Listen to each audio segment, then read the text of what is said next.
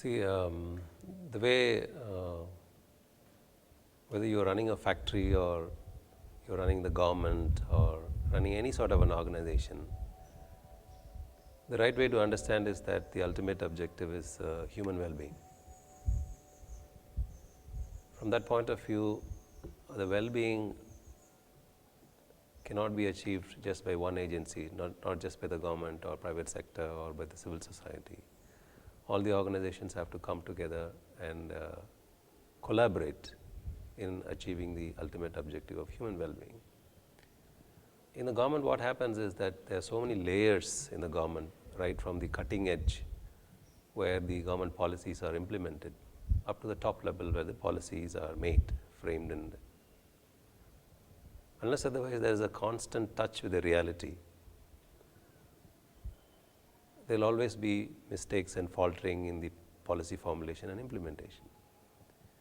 Which is why the government sees it's important to keep in touch with reality, to keep in touch with the people whose well-being it is working for. And when it is sending an officer, a government servant of the Indian administrative, I belong to the Indian administrative. Essentially what it is doing is there is benefit both for the civil society as well as for the government also. How does government benefit? We know that.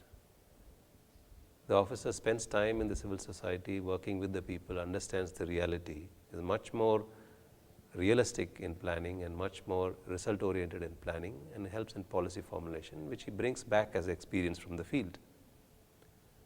And for the civil society organizations like this voluntary agency, there is a benefit in the sense that there is a person who has certain experience of governance, who has certain experience in administration, who knows the policies, who knows how things work, and he is able to bring that experience to the civil society.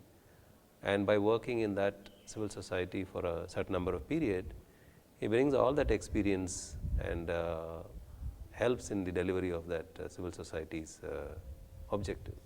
Therefore, both ways it benefits for an officer to spend time in a civil society organization like this.